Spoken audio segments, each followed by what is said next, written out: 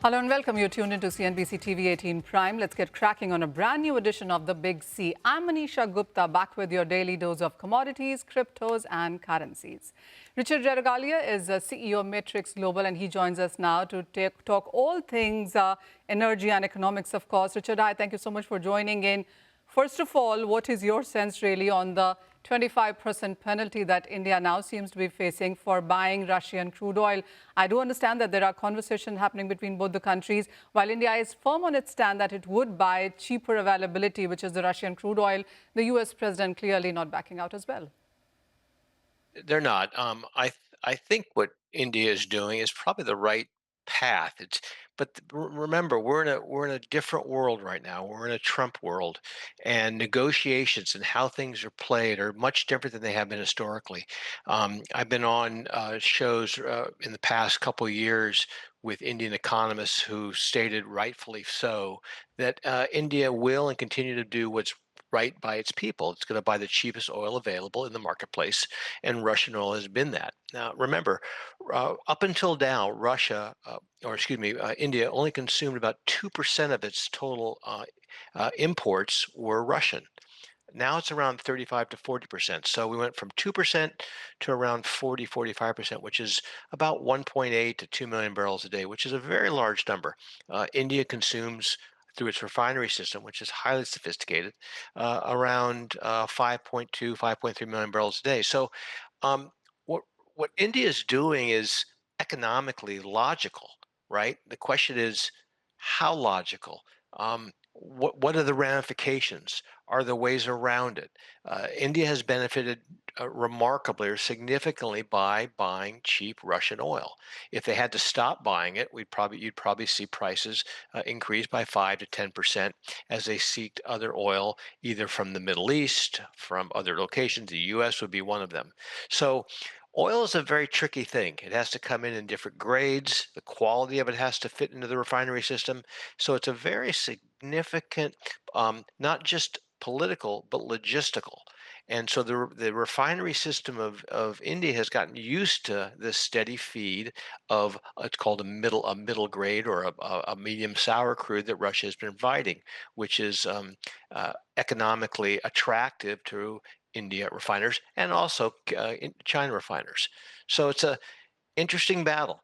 Does the benefit that you get from buying cheap Russian oil, is it going to offset the um, tariff issue that you're faced with? Richard, a lot of people that I speak to in sense of price expectations from here now, one, of course, we're looking at a surplus because India is a bit of an uncertain place here. Chinese demand not so strong. OPEC is bringing in more crude, and so is perhaps the OECD as well. What is your sense on crude prices? Because this is a quite confusing market, would you say? Because there are people talking about 50s, mid 50s, lower 50s, and there's this conversation about on how crude is pretty unloved right now. And if there is an actual supply disruption, we could be getting into 90s, even a triple digit there. So this $50 of a conversation that people seem to be doing right now, what is your own sense? Very good question. I think the $90 question's out the window for a long time. In fact, I've been on this show. If we go back, I think the first time I was on this show was during the Iran Israeli attack, and I had predicted the prices would move from around 75 to $80 down to 55, which is exactly what they did. Mm. And I said as they got down to 55, what would happen is it happened so rapidly that the market would readjust, the market would balance, we'd see the prices start to fluctuate a little higher, and that's where we are. What's interesting is the price of 60. I look at WTI, but you could look at Brent, and Brent's about a $3 to $4 premium to WTI. That price is almost the exact price of the last 10 years. Mm. So it's not so much that there's this I love oil or I don't love oil. It's what's the supply demand balance, and the supply demand balance is in balance. Um, we are not going to lose the 8 million barrels or 9 million barrels of Russian oil. That's not going to be lost in the marketplace. It might get dislocated. It might have to move to China or some other locations, but the barrels are going to stay in the marketplace. The question becomes, how does India play this? How is it going to deal with the threats or the actual tariffs? Can it deal with it for a bit of time for the next couple months? I believe, if I'm not mistaken, in the first go round. Remember, if you're buying oil from Russia, you're probably talking one 1 month to 90 days forward, Mm. right? Because the oil has to come all the way from Russia to get there. Now, what's interesting about that is I believe that the imports of Russian oil from into India dropped to around 500,000 barrels a day here for the month of August. Right. So Russian refiners took note. They said, we don't want to be caught with this tariff and the government deciding that they're going to go along and not fight the tariff battle. So what happens? The barrels don't show. What happened to oil price? Nothing. The price went nowhere. Mm. And I think what we're finding is that the world oil markets are in balance. The the idea that the Russian or the Ukraine war would end would be negative for oil prices because it would most likely cause for a greater flow of Russian oil back into the marketplace. The rest of the world has plenty of oil. The Middle East is coming out of what has been a multi-year balancing act, right? There's been a balancing act by OPEC Plus over the last 4 years at least, if not longer. I mean, even before the Ukraine war and even before COVID. In fact, it was at COVID that OPEC Plus decided to really put itself in the driver's seat as far as managing the supply of oil. It's the demand, it's the question, and you made a very good point. China demand is slowing down. India demand to me is really where the growth of oil is going to be over the next 4 to 5 years. And so how you view your consumption is going to be, I think, the greatest driver for price itself. So, Richard, what's your sense? What range are you putting the prices in, let's say, for this year, even 2026, if you have vision for that, those 12, 24 months? I would I hate to put a $20 band. $20 band is kind of a chicken way to look at things. I'd say the upper band, if I had to guess, there's so many scenarios here. I mean, does the war end in Ukraine? I Mm. don't know. I mean, I would think it will. Um, but I would say the price is probably a 55, a 53 to $70 range. So we're kind of in the middle of it right now. I don't think there's anywhere for price to go. I think that we're seeing non-OPEC production come online. Brazil, Guyana, the U.S. The U.S. is producing 13.4 million barrels a day. The U.S. energy policy is is kind of moving away from renewables, but it's also moving towards more energy production itself. You know, the bigger questions are I think we have to start looking at not so much crude oil all the time, but what about LNG? What about natural and it's accompanied natural gas? I think the bigger questions are going to be that we're starting to see money move away from the renewable sector back into the hydrocarbon sector, and in a way that adds a little buoyancy to the marketplace, right? Because it just means there'll be less renewables in the game. Now, I'd put China on the side because I think China as a country that kind of dictates what's going to happen is going to be really pushing towards electric vehicles. And so where we had thought gasoline demand over the last number of years would have been increasing significantly, I Mm. think what China is going to see is a real push on natural gas, excuse me, on electricity. The question there is where will they get electricity from? They will get it from coal. So it's truly a hydrocarbon world in my mind, and that oil, in a way, I don't want to say it's an afterthought, but I think it is. There's no excitement around it, if that makes sense to you. Yeah, Richard, would you say that the crude is getting insensitive to a lot of things that is happening? And there is a lot of things actually happening on ground right now with Correct. conversations and events and wars, and the crude is not really moving that way. Right. I have seen. Again, I've done this for a very long time. I've seen every single war that's happened, from going back to the Iran-Iraq War of the early 1980s, to both Gulf One and Two, to COVID, and look what happens. And I've said this again: oil. The information, the ability to understand supply demand is probably the greatest it's ever been. AI is increasing the ability to understand what supply demand is doing, and when you have the ability to understand your supply by tracking every cargo that's on the water, and understand your demand by kind of utilizing the big data sets that are available to us, then you do one thing, you reduce volatility, and when you reduce volatility, then you really take a lot of the traders out of the marketplace. And so I think I said this a few months ago on your show. This is exactly what we talked about, that the market would do just this, nothing, that it would stay in a range. The range would be unaffected by geopolitical aspects to it, unless it's something really dramatic. A major attack on Saudi Arabia, or the Strait of Hormuz thing. I think is not, as we've learned, didn't pan out. And the point I had made about Iran was I thought they'd be a paper tiger, and they have been. Right? They have no ability really to stop and cause to stop the flow of oil out of the Strait of Hormuz. And more importantly, China is their largest consumer, and the last thing they want to do is hurt their largest consumer. Clearly. Richard, how would you look at the US markets itself? Because now we understand, and this is as per the US agency's data, that the crude output in US rather would peak somewhere around 13.4, 13.6 therein. We do understand that there is an inventory decline, but that is also because this is a summer driving season, which ends, by the way, with the Labor long weekend. How are you looking at US markets as a producer and a consumer? As a producer, and an exporter, if I can add that. Oh, excellent. That's really the question, and I think that's really what Trump is getting at. What's interesting is what Trump wants and what he can do are two different things. It's one thing to import Russian oil or Middle Eastern oil. It's a whole nother story to import U.S. oil. U.S. oil is a low sulfur, high API, which means low gravity. So it's a very easily refinable oil.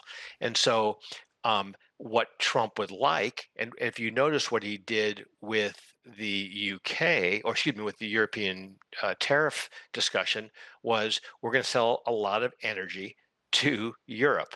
I probably think more energy than the deal we did was probably even more than we can even sell, because remember, refiners have and your refiners in particular, Reliance Refinery is the most sophisticated refinery in the world, if not the largest. I think it's the largest. That refinery is lives on a particular diet of crude oil. The least valuable, right? The more sulfur, and the heavier it is, the more economical it is for them to run in the refinery, because it gives you a greater slate of products at a lower cost. And so even though the U.S. is going to continue to increase or continue to produce what it produces, it's 13.2, 13.5, it'll fall off at some point in time. While it does that, the goal would be to send more oil to India. The question is, can oil handle the diet of light, sweet crude that the U.S. will want to give to them? As far as where U.S. demand is, remember, so there's a thing called the energy GDP ratio. That is, how much does energy demand increase for every percentage of GDP? That ratio is almost nil now, right? It's even if the US grew 4%, the amount of energy increase would be probably less than 0.5%. Right? So the energy GDP ratio is very, very low in the United States. So what we do here, summer driving season, doesn't really matter that much. We are an extremely large exporter to South America. We sell a lot of products into Europe when necessary, but in reality, we are in balance. That is, that's hardly any assurance, but from where we stand right now, I take your point that the crude oil prices range is something that we need to watch out for. At this point in time, it's largely unaffected until something big dramatic happens, but we'll keep an eye on what the US as well does. Richard, as always, really appreciate your time here at CNBC India. Thank you so much for joining in. Well, with that as well, we will go into a very short break, but on the other side, we will be joined by Raquel Borges of ABCZ. Stay tuned.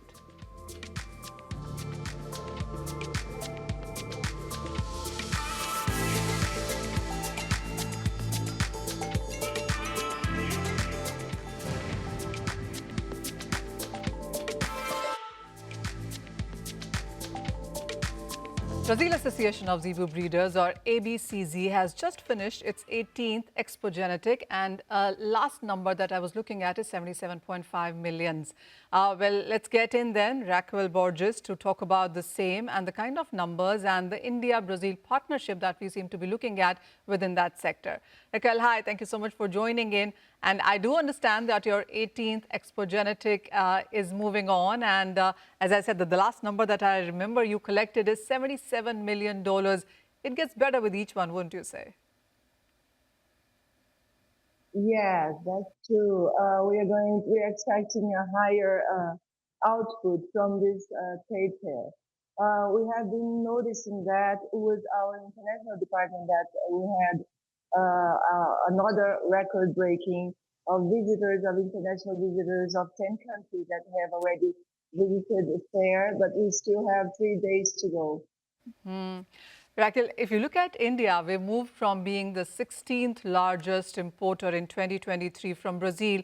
It's now the top importer of Brazilian bovine genetics in 2025. How do you look at these numbers, and do you think this partnership or these numbers increase that we have seen will continue going forward? Well, we are very optimistic about it. We have a lot of things to adjust. We have just started the trading, for genetic material. But if you take in consideration that both countries have a huge population of bovine herd, we expect to increase this trade throughout the time. It was a very good surprise last year when we had record-breaking of exports of human doses to India. And now we are about to have the first export of embryos. So we are very excited. And of course, we need to build confidence in this trade, build trust with India. And also, I think in the future, we have a very close relationship ahead of us. And the record numbers just about continue in various spheres. An Indian origin cow has shattered records by fetching a staggering 40 crores at an auction in Minas Gerais, making it to the Guinness World of Records as well. The most expensive cattle ever sold in the world. Well, they are very exciting for us, but we have to take into consideration that one is the type of cattle that has the most updated genetics that is going to tell the trend to selectors in the country. Those animals are very expensive, of course, because there's been a long way of selection that has been done throughout the time, and they are very expensive. But they don't represent the entire herd. We have two lineages of stock when it comes to cattle breeding. The most important thing is to have a cattle that is resistant and will do well in an extensive manner of production. So we have to separate. Those numbers are really high, and we are really happy with that. But it doesn't represent the entire herd. So there is a commercial cattle and there is an elite cattle. So we have to take that into consideration. What we have noticed throughout the time is that production has changed, has been increased for milk production and also for beef, which is one of the purposes in Brazil. But it has been increased in the time frame. We are producing more with a better time frame. So it's translated into efficiency.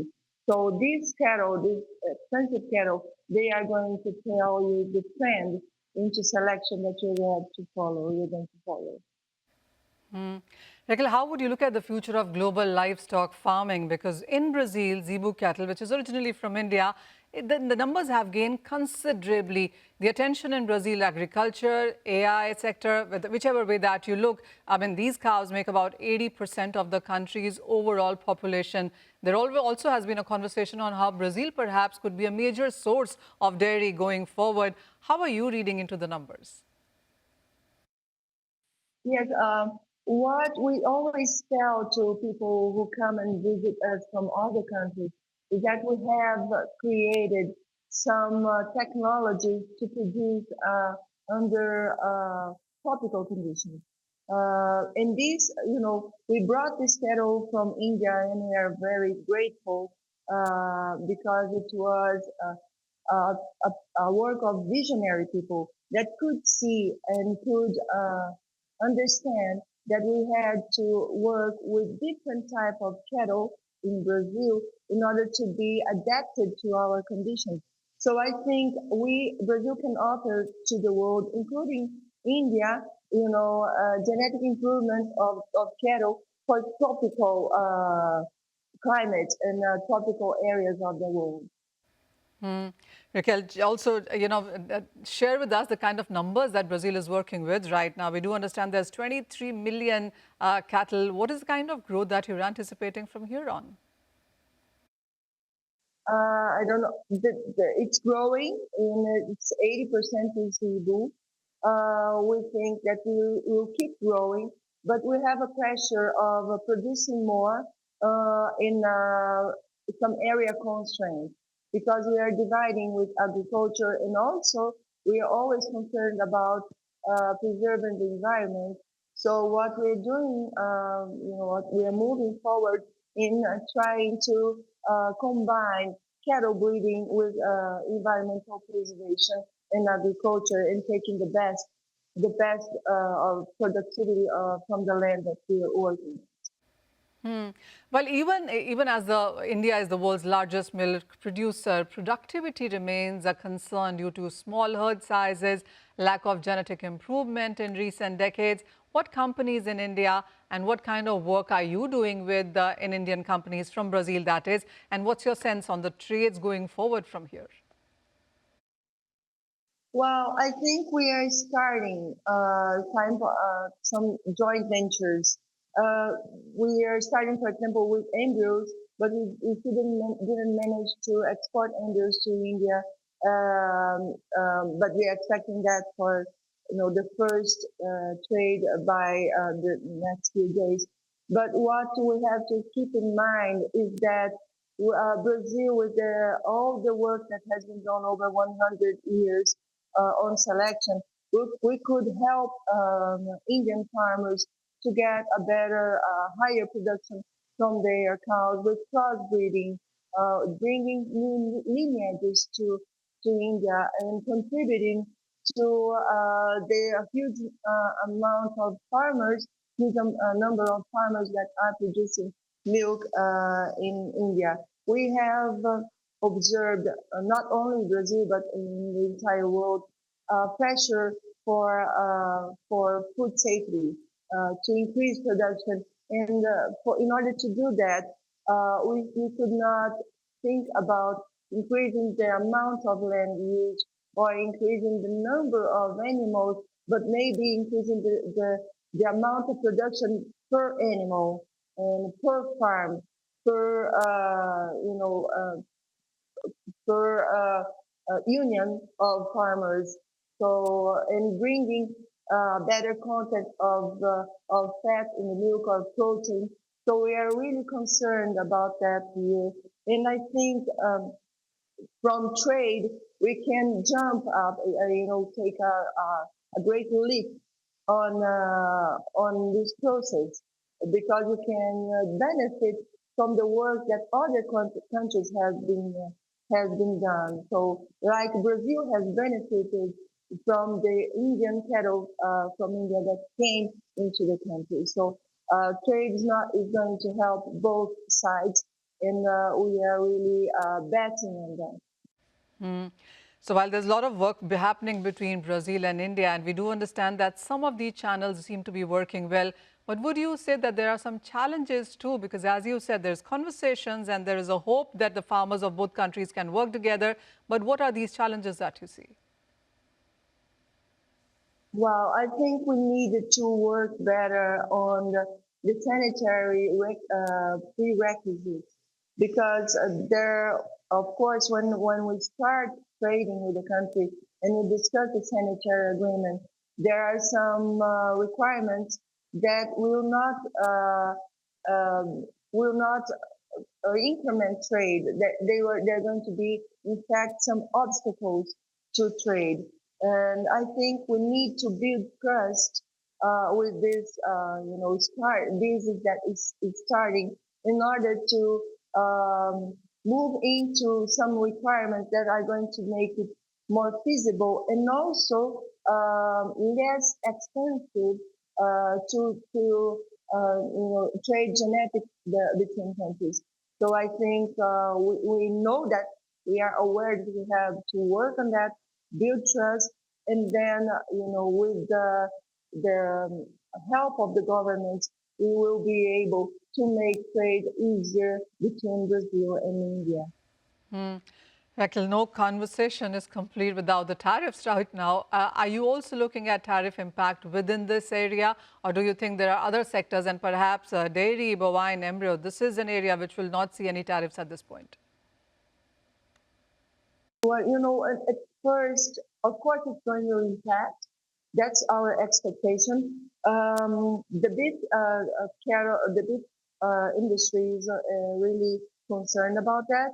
It doesn't affect much our trade of genetics still, because with India, because we are trading genetics for dairy cattle. But we see a huge impact, for example, in the coffee industry in Brazil, that we export most of our coffee to the United States. Also, the wood, we have already been experiencing some losses.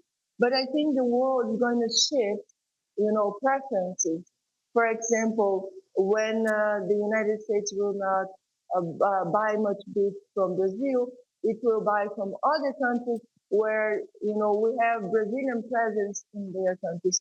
In fact, for example, our Brazilian beef industry has some presence inside the U.S. Country. So I think we're going to face sometimes for some period of adjustment. But I think, whenever there is need for food, and whenever there is need for food safety, we are going to be, able to help and provide. So let's see how it will be accommodating. But of course, it's going to affect trade, and it will take some time until we get a grip on this and work better and become being profitable again. Well, absolutely, Raquel. Well said that most of the countries right now are trying to find their way around with tariffs. And for Brazil as well, I'm assuming it's a similar situation. But, well, yes, when it comes to Brazil and India, the numbers are quite encouraging. And as you said, both countries seem to be really working on various obstacles that we have in sense of sanitary there. But thank you so much for your time, and thank you for joining us here at CNBC TV18 Prime. And with that, that's all that we have on this episode of Big C. Thank you for watching.